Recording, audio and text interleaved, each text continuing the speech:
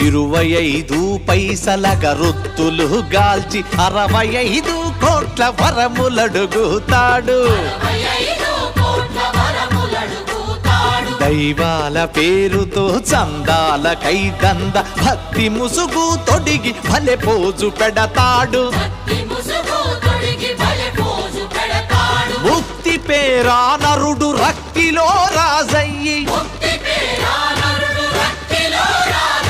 రాకాసి రూపాన రంజిల్లుతున్నాడు. మాయమైపోతున్నాడమ్మా